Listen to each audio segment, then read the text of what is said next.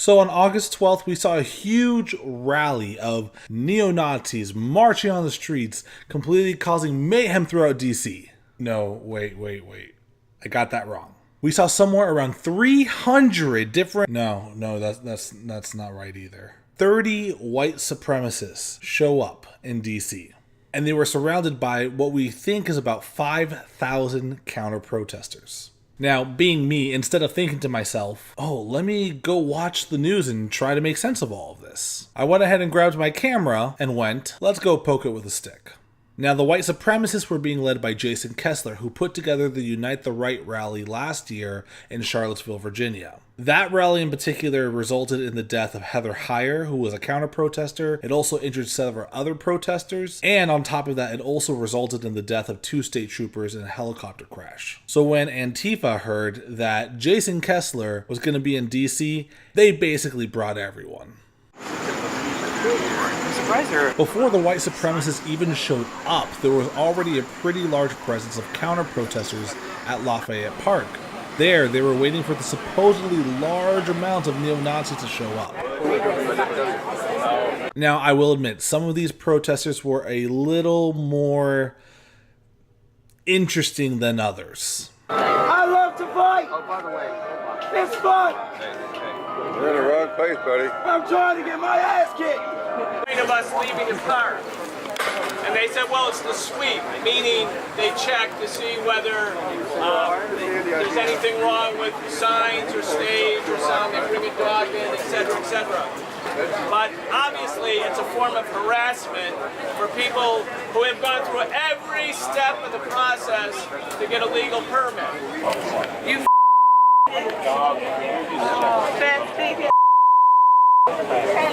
No, because I hate that. Then you actually had people who were present to educate others that neo-Nazis want the attention and conflict to occur. Organization, so what they're looking at is, when I was in the movement, we wanted people to come towards us and fight us, this and that, because they gave us no game to fight back and show them what we see. They targeted us, so that's why we fought back. Sadly, however, these people didn't get much attention. At Freedom Square a few blocks down, counter-protesters were having a bit of a party, bringing their children and hyping themselves up for the upcoming rally.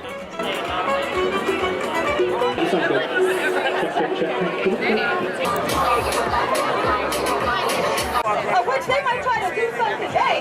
We've seen we know the police enforce and protect the white supremacists. But every time they do that, they are carrying out violence growing from their weaknesses. You're not just here representing yourself and all the fear that people have had to overcome to be able to step forward. And what we're going to need as we go later in the day. Look, we're rallying here now, but later in the day, we're going to have to march and stop those white supremacists from being able to do what they want to do. About an hour later, finally, Jason Kessler and his wait. Dozens of... No, that's not right either. 24 of his followers showed up. And that is when all hell broke loose.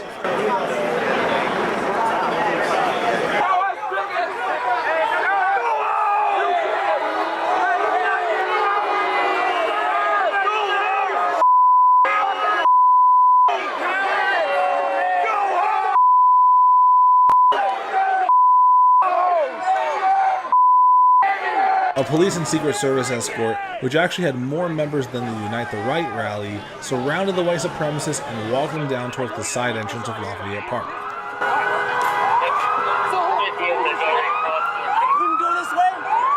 couldn't go this way. People weren't happy they couldn't attack the white supremacists head on, and while a couple of them did try, they didn't really get very far.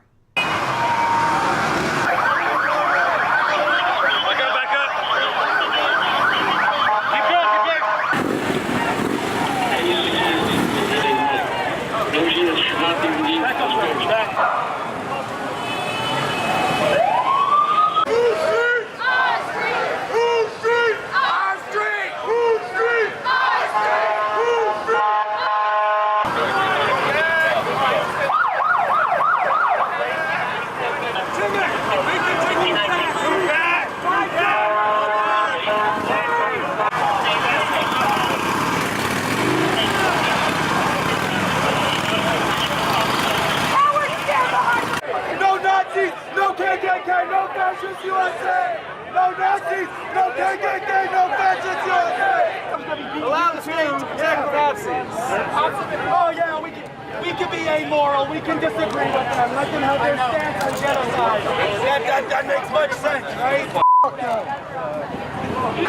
When the white supremacists were beyond the reach of the counter-protesters finally, Antifa threw on their masks and showed up. And surprise, surprise, they didn't want to be filmed.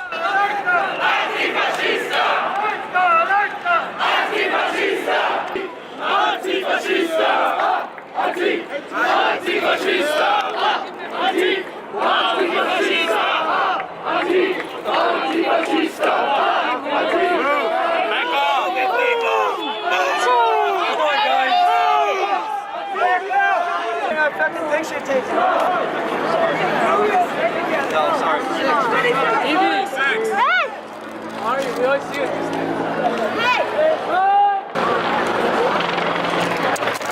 Does this look familiar, anyone?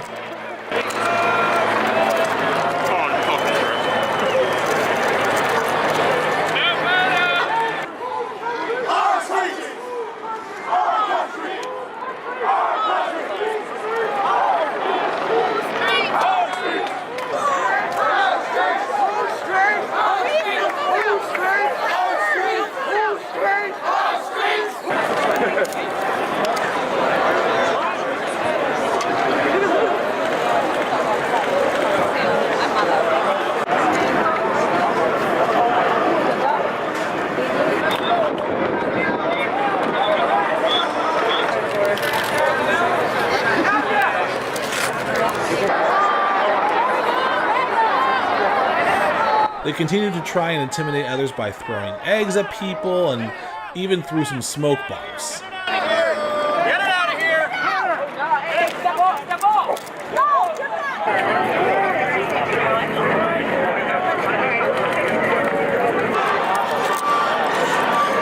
Which was totally effective? No, not really though. Like not even at all. It was barely anything. You know, a lot of people can get caught up by the state, if you get what I'm saying. The state can, put false charges on people. We need to get rid of the state. We don't need no masters. We don't need no gods. We don't need no cowards. Dan Singer was one of the onlookers, angry at Antifa for wearing masks rather than trying to have a full-on discussion. Thanks, you I think it's cowardly. You're advocating violence. Stand behind your political message. What was he trying to say to you that you guys didn't agree on? I just said it's cowardly. I saw, you're advocating violence. It takes bullets to kill fascists. I think that's wrong. I think it's wrong to... Can you give me a quick 30-second summary of what just occurred? I personally think it's cowardly to be out here hiding behind masks, advocating political beliefs. I think you should take pride in it. And when you're doing this, you're throwing eggs at people. You're spraying photographers. I mean, is that the right thing to do? I think it's wrong. What's your message to Antifa? I think you shouldn't hide behind your mask. I think it's wrong. Stand behind. I mean, you advocate against the Klan, but you're hiding behind masks, and you claim some things about, oh, the government's going to come and get you. If you want to make political change, you got to own it. You got to have a face. Then there were the fights between different counter-protester groups. Antifa members had altercations with people from smaller groups such as Black Lives Matter, which rightfully so didn't take kindly to eggs being chucked at people trying to discuss things. So I was defending it like she was with that. You know what she said when I asked the question? I said, who are y'all? She said, don't worry about who y'all. Make a move and do something by yourself. That's what she said. Is that the type of way y'all act? Is that the way y'all talk to People have a right to be angry. Wait, is that how you talk to someone trying to learn? I'm not angry with her. That's why I came just like I came. That's why I'm talking to you. And I appreciate it. That's all I did to her, and she got smart. She's probably, she owe you an explanation. I didn't say she did, but she don't have to get smart. And if you owe me an explanation, why, if you want to be peaceful, right? Why not? I'm not saying why not be quiet? I'm not being peaceful. This honestly sucked. There were people trying to have conversations, and Antifa just kept shutting it down. Back at Lafayette Park, the counter-protesters were cut off from the white supremacists who had gathered at the far end of the park. Even at the front, you could barely see any white supremacists, as there were so few of them.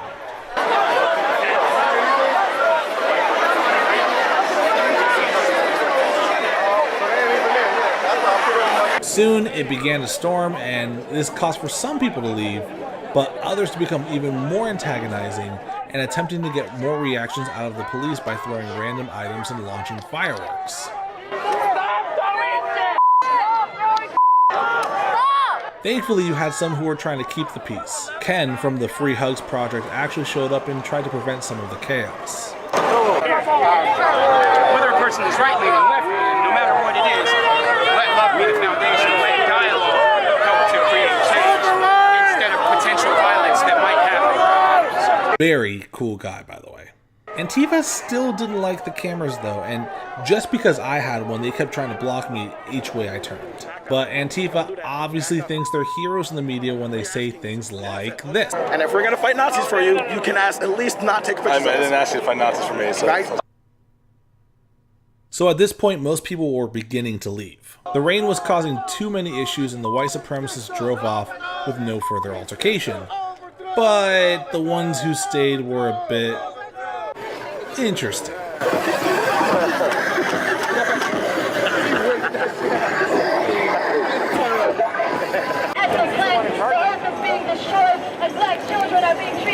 So now you see certain people in the media or in the general populace praising these people for what they're doing, praising Antifa. But the truth is they're actually giving these very few amount of white supremacists more attention than needed.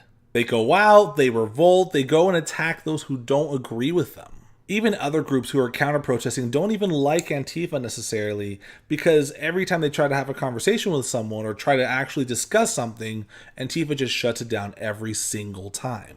Even other groups don't like them because Antifa is constantly shutting down any sort of discussions or debates that people may be having. And they justify all this by saying that they want to overthrow the government and that they want to create peace. And honestly, to me, that sounds like Nazi propaganda. But I do want to know, what do you think of all of this? Let's actually talk about this and figure out what's going on and what we should do. I think honestly we can keep things civil simply by revolt and overthrow the I mean actually having talks and discussions and actually being civil with each other in the process. Anyway guys, thank you so much for watching and let's talk.